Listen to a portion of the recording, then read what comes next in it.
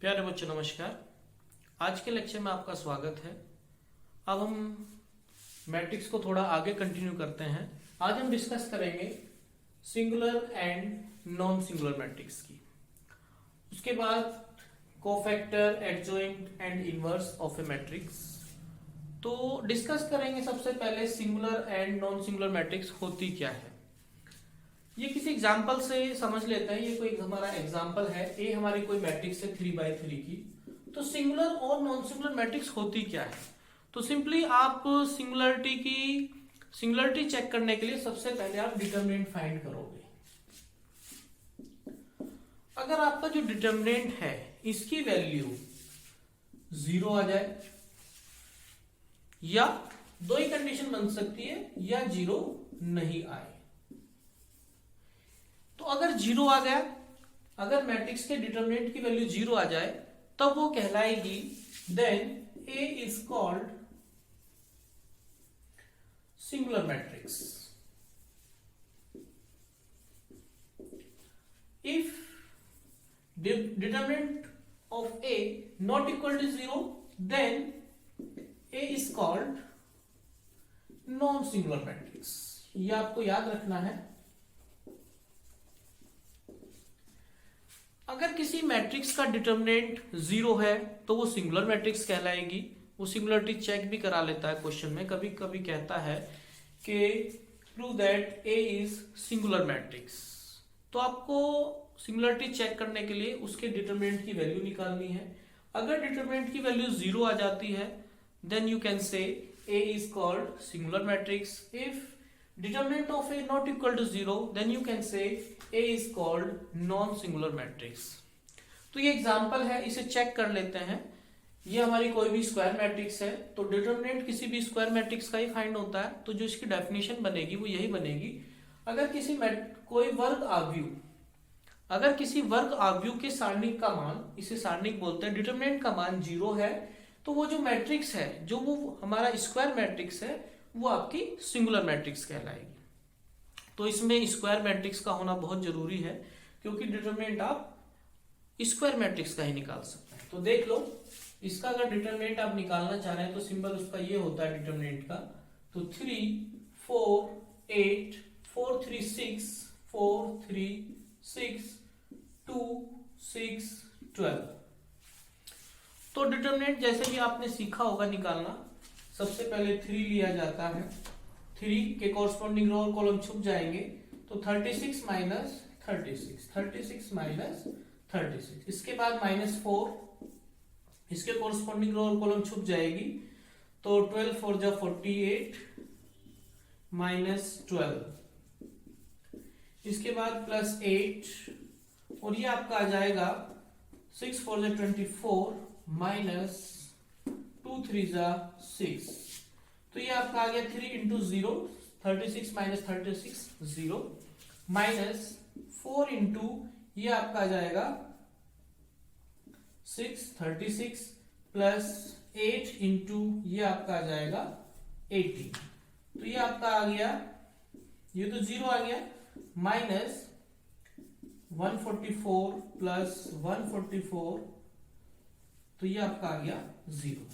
तो हमने देखा कि डिटरमिनेंट ए की वैल्यू आपकी 0 आ गई।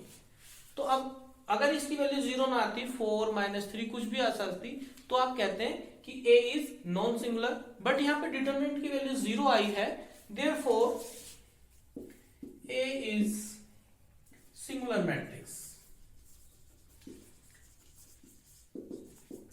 तो ये तो बात होगी हमारी singular and non singular matrix. तो वो हम चेक कर सकते हैं उसके डिटरमिनेंट से। अगर डिटरमिनेंट की वैल्यू 0 आ जाती है, 0 आएगी, तो आप कहोगे वो सिंगुलर मैट्रिक्स है। ये बहुत इंपॉर्टेंट है और बहुत ही काम आने वाली चीज है। अब हम थोड़ा सा आगे बढ़ जाते हैं। सिंगुलर एंड नॉन सिंगुलर के तो बारे में डिस्कस कर लिया। अब आता है हमारा cofactor matrix, adjoint matrix, inverse matrix. किसी भी मैट्रिक्स का कोफैक्टर मैट्रिक्स कैसे निकालते हैं, या एडजॉइंट मैट्रिक्स कैसे निकालते हैं, या उसका इनवर्स कैसे निकालते हैं, वो देख लेते हैं। तो कोफैक्टर मैट्रिक्स क्या होती है। इस एग्जांपल से समझेंगे। एक एग्जांपल आपके बोर्ड पर हमने लिख दिया है।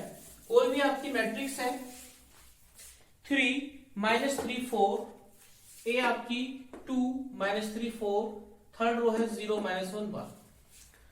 तो ये तीनों चीज हम एक साथ सीखेंगे निकालना। ये आपकी कोई मैट्रिक्स है। तो सबसे पहले देखते हैं कोफैक्टर मैट्रिक्स कैसे निकलती है।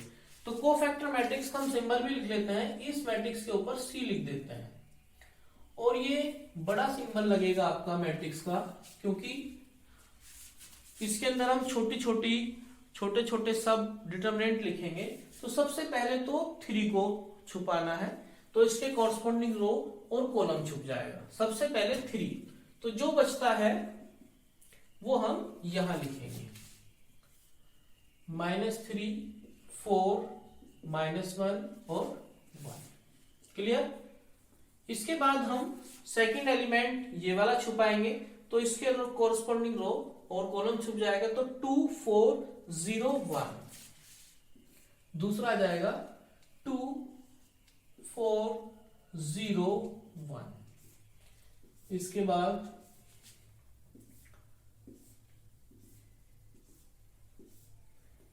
ये 9 बनेंगे आपके एलिमेंट।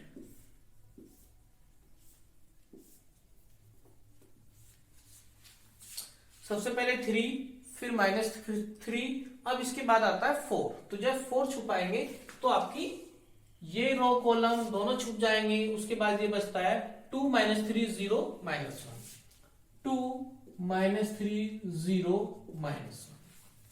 इसके बाद 3 हो गया, -3 हो गया। उसके बाद आता है इसका नंबर। अब आपको 2 छुपाना है, तो 2 के कॉरस्पॉन्डिंग रो और कॉलम, तो आपका जो बचता है, अगर आप इसके कॉरस्पॉन्डिंग रो और कॉलम छुपा लेते हैं 2 के, तो आपका -3 4 -1 1। तो ये आपका आ जाएगा -3 4 -1 और 1। उसके बाद 3 छुपाना है।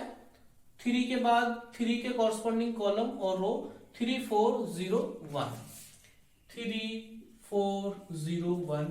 इसके बाद 4 को छुपाना है, तो कॉरस्पॉन्डिंग रो और कॉलम 3 -3 0 -1, 3 -3 0 -1 0 -1। इसके बाद अब इसका नंबर आता है। ऐसे चलाना है, सबसे पहले ये, फिर सेकंड रो के, फिर थर्ड रो के। अब 0 छुपाएंगे, तो 0 के कॉरस्पॉन्डिंग ये रो, ये कॉलम, तो आपका ये ऊपर बच जाएगा -3 4 -3 4। इसके बाद 1 छुपाओगे, तो इसके कॉरस्पॉन्डिंग कॉलम, इसके कॉरस्पॉन्डिंग रो 3 4 2 4, 3 4 2 4। इसके बाद 1, तो 3 -3 3 -3 2 और -3 2 और -3। तो ये सभी को समझ में आ गया होगा। आपको कोई भी एक पेन ले लेने हैं, 2 पेन लेके आप ऐसे रखते चले जाओ। सबसे पहले ये लेना है, तो इसके कॉरस्पॉन्डिंग ये, फिर सेकंड वाला एलिमेंट, फिर थर्ड वाला एलिमेंट। सबसे पहले ये वाला, फिर जैसे ही करोगे ये, समझ लो इसे, ये कोई ज्यादा टिपिकल नहीं। फर्स्ट रो है, तो एक बार तो ये छुपा लोगे, दूसरे नंबर पे ये, तीसरे नंबर पे ये। उसके बाद सेकंड कॉलम ये। तो जब आप एलिमेंट को छुपा रहे हैं तो कितने छुप रहे हैं? 1 2 3 4 5। 5 एलिमेंट छुपते चले जाएंगे, 4 बचते चले जाएंगे। जो 4 बचेंगे वो आप यहां पे लिखते चले जाना। अब आप साइन आपको पता ही है, सबसे पहले प्लस, फिर माइनस, फिर प्लस, फिर यहां पे माइनस प्लस माइनस, फिर प्लस माइनस प्लस। ये आपको सिंबल रख देना है, प्लस से स्टार्ट करना है। पहला प्लस, फिर माइनस, फिर प्लस, फिर माइनस, फिर प्लस, फिर माइनस। अब इसे सॉल्व कर लेना है। तो सॉल्व करने के बाद आपका आ जाएगा माइनस के 3 और माइनस -4। तो ये आपका आ जाएगा -3 माइनस के -4। ये सॉल्व करने का तरीका है। फिर माइनस पहले से ही यहां पे, यहां पे माइनस पहले से ही है, तो यहां पे जो आ जाएगा 2 माइनस 0, 2 माइनस 0। इसकी बात करें -2 0, -2 0, माइनस पहले से ही है, तो माइनस के 3, माइनस बीच में आता है और दोनों की प्रोडक्ट -4। इसके बाद 3 माइनस 0, 3 माइनस 0, माइनस के 3 0, माइनस पहले से ही है तो माइनस के 3 0। फिर इन दोनों की प्रोडक्ट 3 4 12, -12 यानी कि 0, माइनस के 12 प्लस के 12 0 आ जाएगा। 3 4 12 -8 यानी कि 4, ऐसे इनकी मल्टीप्लाई 3, माइनस के 9, माइनस प्लस प्लस हो जाएगा तो 6 और 9 तो माइनस के 3। तो ये सॉल्व करके आपका आ गया प्लस के 4 यानी कि 1, -2 -2। इसको सॉल्व किया तो ये प्लस के 1 और माइनस ये है तो माइनस के 1 आ गया।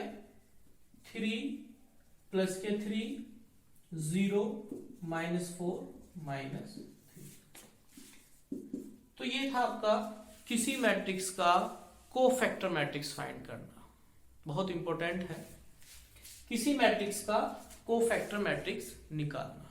इसके बाद आता है आपका एडजॉइंट मैट्रिक्स। तो एडजॉइंट मैट्रिक्स इसी के बस बात थोड़ा सा आगे बढ़ाना है। अगर कोफैक्टर मैट्रिक्स का आप ट्रांसपोज कर दो, अगर हम कह रहे हैं कि ट्रांसपोज मैट्रिक्स का अगर कोफैक्टर मैट्रिक्स का अगर ट्रांसपोज कर दो तो वो आपका बन जाएगा एडजॉइंट ऑफ ए, यानी कि क्या हो जाएगा, कोफैक्टर मैट्रिक्स जो बनी है उसका ट्रांसपोज करना है।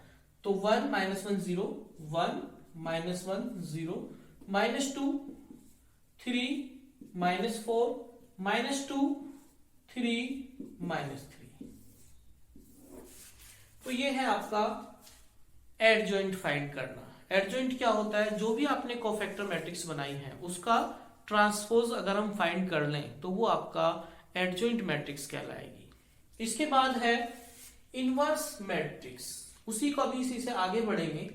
अगर हम एडजॉइंट मैट्रिक्स को उसके डिटरमिनेंट से डिवाइड कर दें, डिटरमिनेंट से अगर डिवाइड कर दें, हम कह रहे हैं अगर हम एडजॉइंट का सिंबल होगा आपका ADJ, ADJ A को अगर हम उसके डिटरमिनेंट से डिवाइड कर दें तो ये आपका आ जाता है इनवर्स ऑफ A।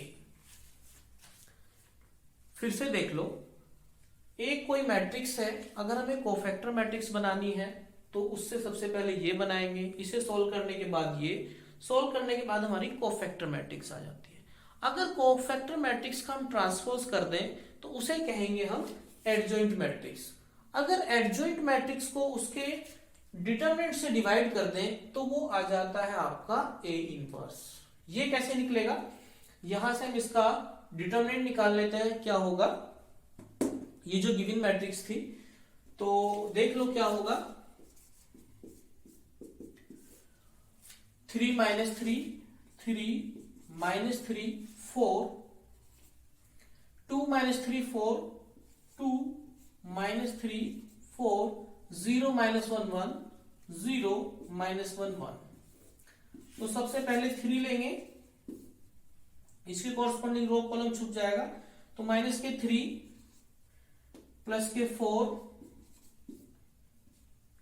फिर -3 यानी कि प्लस का 3 आ जाएगा, इसके कॉरस्पॉन्डिंग रो और कॉलम छूट जाएगा, तो 2 - 0 फिर हमें 4 लेना है, तो ये आपका जो कॉरस्पॉन्डिंग रो और कॉलम छूट जाएगी, तो -2 और 0, तो ये आपका आ जाएगा 1 यानी कि 3, यहां पे 6 और यहां पे आ जाएगा -8, तो प्लस के 9, तो ये आपका आ जाएगा, इसकी वैल्यू आ गई 1। तो हमने जो डिटरमिनेंट निकाला उसकी वैल्यू 1 आ गई। अब हम देख लेते हैं A इनवर्स क्या होगा। हमने आपको ए इनवर्स बताया है, अगर एडजॉइंट मैट्रिक्स जो निकली है उसको उसके डिटरमिनेंट से डिवाइड कर दें तो वो आपका ए इनवर्स आ जाएगा। तो यहाँ पे जो डिटरमिनेंट की वैल्यू 1 है तो 1 से डिवाइड करेंगे तो कोई फर्क नहीं पड़ेगा, तो वही मैट्रिक्स आ जाएगी। तो यहाँ पे हम लिख देते हैं, ये जो मैट्रिक्स आई है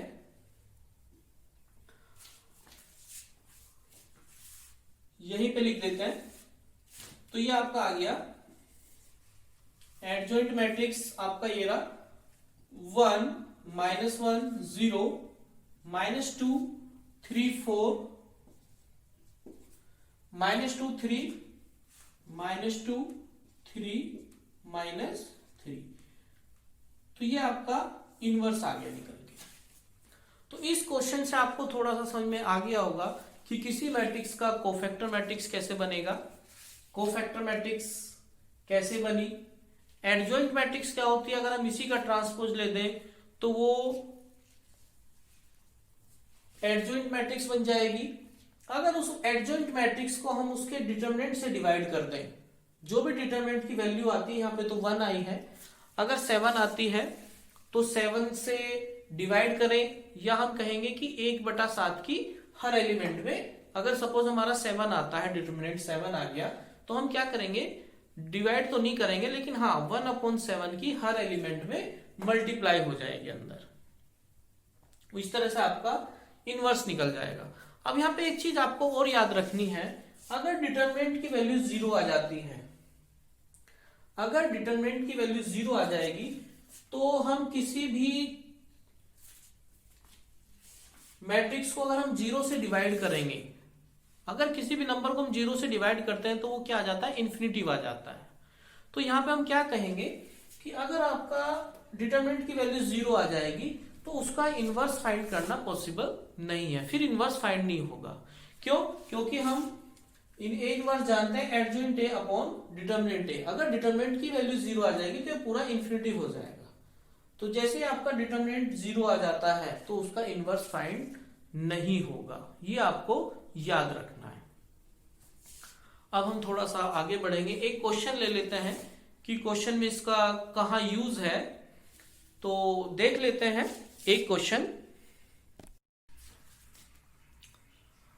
तो ये क्वेश्चन हमने लिखा है, solve the equation by matrix method. तो ये क्वेश्चन है आपका, 3 इक्वेशन है, तीनों इक्वेशन को हमें सॉल्व करना है मैट्रिक्स मेथड से। 3 इक्वेशन को आपने पहले भी देखा होगा कि 3 इक्वेशन को कैसे सॉल्व करते हैं। इन दोनों इक्वेशन को सॉल्व करके x को काट दो, फिर इन दोनों इक्वेशन को सॉल्व करके x खत्म कर लो, जो दो नई इक्वेशन बनेगी उन दोनों को सॉल्व करके y और z निकाल लो, y z की वैल्यू किसी भी इक्वेशन में रख के x की। तो ये मेथड तो आपने पहले सीखा है, लेकिन अब हम देखेंगे इन तीनों इक्वेशन को मैट्रिक्स मेथड से कैसे सॉल्व किया जाता है। तो सबसे पहले जो इक्वेशन है उसे मैट्रिक्स फॉर्म में रखें कैसे, वो सीख लो। तो इसे ऐसे आपको रखना है, एक मैट्रिक्स तो आपकी यहां बन जाएगी, ये होंगे आपके x y z के कोफिशिएंट। तो 1 y का 2 3 2 3, यहां पे x का 2 y का 3 z का 2 3 3 4। यहां पे आपको लिखना है जितने भी आपके वेरिएबल है x y z, equal to का साइन हो जाएगा, इधर आपका आ जाएगा 1 2 1। अगर आप इन दोनों मैट्रिक्स की मल्टीप्लाई करो आपस में तो यही 3 इक्वेशन बनके तैयार हो जाएगी। तो इन तीनों इक्वेशन को कैसे ब्रेक किया, तो ये तो आप इसको a एज्यूम करोगे, इसको आप x मान लो और इसे मान लो आप b, यानी कि एक मैट्रिक्स ये रही आपकी, एक मैट्रिक्स ये रही, एक मैट्रिक्स ये रही। तो जो आपका सिस्टम था, जो 3 इक्वेशन था, उन्हें हमने मैट्रिक्स की फॉर्म में तोड़ा है, तो इस फॉर्म में टूटेगा ये आपकी 3x3 की मैट्रिक्स है, ये आपकी बात करें तो 3x1 की है, और इसकी बात करें मैट्रिक्स की तो इसका भी ऑर्डर आपका 3x1 है। तो इससे इसकी बात कर लेते हैं, ax इक्वल टू b। अब हम क्या करेंगे, a इनवर्स की दोनों तरफ मल्टीप्लाई कर रहे हैं और वो भी लेफ्ट साइड में, तो दोनों ही तरफ लेफ्ट साइड में मल्टीप्लाई होगी। तो आपका a इनवर्स a, इसकी जो मल्टीप्लाई है वो i आ जाता है, और आई की किसी भी मैट्रिक्स में मल्टीप्लाई करो, कोई फर्क नहीं पड़ता। तो यहां से आपका हो जाएगा x equal to A inverse B. यानी कि इस इक्वेशन को सोल्व करने के लिए आपको क्या चाहिए, x equal to A inverse B. तो आपको x भी पता है, b भी पता है, लेकिन a इनवर्स नहीं पता है। तो सबसे पहले तो हमें क्वेश्चन में a आपकी ये मैट्रिक्स हो गई, इसका इनवर्स फाइंड करना पड़ेगा। तो इनवर्स कैसे फाइंड करेंगे, अभी पीछे हमने बताया ही है इनवर्स फाइंड करना। a कोई मैट्रिक्स है तो हमने यहां पे नोट कर ली। तो सबसे पहले तो उसकी कोफैक्टर मैट्रिक्स बनाएंगे। कोफैक्टर मैट्रिक्स, सबसे पहले ये एलिमेंट इसको कोरस्पोंडिंग रो छुप जाएगा। तो ये थी 3 4 12 12 माइनस 6 इक्वल टू 6 आ गया। ऐसे आप 2 छुपाओगे इसके कोरस्पोंडिंग ये, तो 2 4 8 माइनस 6 यानी के माइनस के 2 आ गया। इस तरह से आपकी कोफैक्टर मैट्रिक्स आ जाएगी। दूसरी चीज, अगर हम बात करें इसके डिटरमिनेंट की, सारणिक की वैल्यू निकालना, तो हमने सिखाई दिया है। तो उसकी वैल्यू हमने डायरेक्ट लिख दी यहाँ पे, माइनस के 7 आ गई। आप सोल्व कर लेना इसके डिटरमिनेंट की वैल्यू, सबसे पहले ये, फिर ये जो भी पीछे बताया था।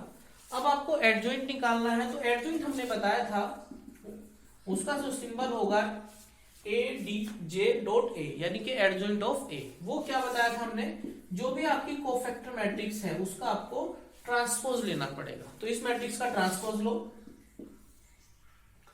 तो 6 1 5 6 1 माइनस के 5 माइनस के 2 माइनस के 5 4 माइनस के 3 3 माइनस 1, ये आपका आ गया एडजॉइंट ऑफ A। अब हमने बताया था A इनवर्स। A इनवर्स क्या होगा, A इनवर्स बराबर होता है 1 अपॉन, यानी कि सारणिक से डिटरमिनेंट से एडजॉइंट को भाग करना होता है। यानी कि अब डिटरमिनेंट की वैल्यू -7 है, तो माइनस के 1/7 इंटू एडजॉइंट हम ऊपर ही निकाल चुके हैं, 6 1 5 माइनस के 2 माइनस के 5 4 माइनस 3 3 माइनस 1, ये आपकी आ गई A इनवर्स की वैल्यू। तो ये जो माइनस के 1/7 है, इसकी मल्टीप्लाई हर एलिमेंट में हो जाएगी। लेकिन अभी हमें करने की जरूरत नहीं है, क्योंकि ये बाहर है, अभी इसे बाहर ही रखो। अब जो हमारी ये चीज है x equal to A inverse B, ये चीज लेके चलेंगे। x equal to A inverse B, x की वैल्यू रखेंगे। x की वैल्यू थी आपकी ये वाली matrix x y z। A inverse की वैल्यू रखेंगे। A इनवर्स की वैल्यू है माइनस के 1/7 माइनस के 1/7 6 1 5 6 1 माइनस के 5 माइनस 2 माइनस 5 माइनस के 2 माइनस के 5 4 3 3 माइनस के 3 3 माइनस 1 इंटू बी मैट्रिक्स भी आपकी ये रही जो हमने मानी थी 1 2 1। अब ये दो मैट्रिक्स है, इन दोनों मैट्रिक्स की मल्टीप्लाई करना है। मल्टीप्लाई करनी हमने आपको सिखाई थी। इसका जो ऑर्डर है 3/3 का है और इसका जो ऑर्डर है 3/1 का है। तो ये दोनों सेम है, इसका मतलब मल्टीप्लाई हो जाएगी, और जो मल्टीप्लाई होके आएगी वो 3/1 की होगी। तो देख लो मल्टीप्लाई क्या होगा।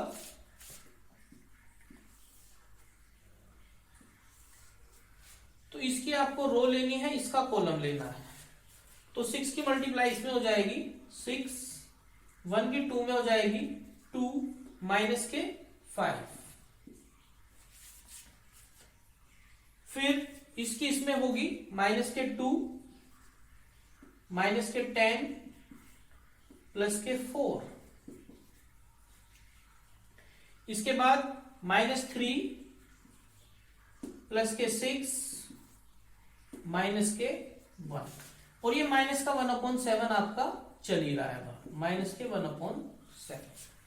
तो ये आपका सोल्व करके आ जाएगा 6 2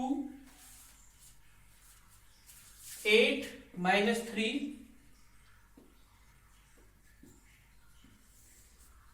8 माइनस 3 यानी के 3, यहां पे आपका आ गया माइनस के 12 और प्लस के 4 है तो माइनस का 8 और यहाँ पे आपका आ गया 3 - 4 यानी कि प्लस के 2, और ये माइनस का 1/7 आपका चल ही रहा है, माइनस के 1/7। अब यहां पे हम मल्टीप्लाई कर लेंगे माइनस के 1/7, तो ये आपका आ जाएगा माइनस के 3/7 प्लस के 8/7 और यहां पे माइनस के 2/7। तो अब यहां पे देखो ये जो मैट्रिक्स है ये बराबर चल रही है, तो ये जो मैट्रिक्स है वो इसके बराबर आ गई। तो दो मैट्रिक्स तभी बराबर होगी जब फर्स्ट एलिमेंट इसके बराबर होगा, सेकंड एलिमेंट इसके बराबर होगा और थर्ड के बराबर होगा।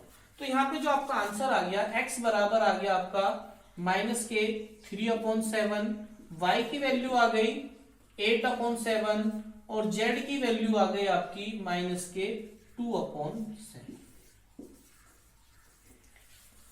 इस तरीके से आप मैट्रिक्स मेथड से इक्वेशन को सॉल्व कर सकते हैं। सबसे पहले फिर से देख लो, सबसे पहले जो भी आपकी इक्वेशन है 3 हो, 2 हो, 4 हो, 10 हो, कितनी भी हो, आपको मैट्रिक्स फॉर्म में लिखना है। ये आपका कोफिशिएंट मैट्रिक्स हो जाती है एक्स वाई जेड की, इसको हमने ए कहा, यहाँ पे सारे वेरिएबल आ जाएंगे, इसको हमने एक्स कहा, और जो राइट साइड में लिखे होते हैं इसकी नई मैट्रिक्स बन जाती है, उसे हमने बी कहा। फिर जो ए मैट्रिक्स है उसका हमने कोफिशिएंट मैट्रिक्स, कोफैक्टर मैट्रिक्स बनाई, कोफैक्टर से फिर हमने एडजॉइंट मैट्रिक्स बनाई, एडजॉइंट मैट्रिक्स को हमने सारणिक से डिवाइड करके इनवर्स निकाला, फिर इनवर्स की मल्टीप्लाई हमने बी मैट्रिक्स के साथ की, क्योंकि हमें पता है x equal to A inverse B होता है, तो इसे लेके चलेंगे। तो ए इनवर्स में मैट्रिक्स बी की मल्टीप्लाई की गई, मल्टीप्लाई करने के बाद हमारी ये जो आंसर आता 3/1 का, तो ये भी 3/1 का है और ये भी 3/1 का है, तो इन्हें उठा के दोनों को कंपेयर कर दिया, तो एक्स वाई जेड की वैल्यू आपको मिल जाएगी। तो ये था आपका 3 इक्वेशन को मैट्रिक्स मेथड से सोल्व करना। तो आई होप आपको ये सारी चीजें समझ में आई होगी, बाकी हम नेक्स्ट लेक्चर में आपको पढ़ाएंगे। Thank you.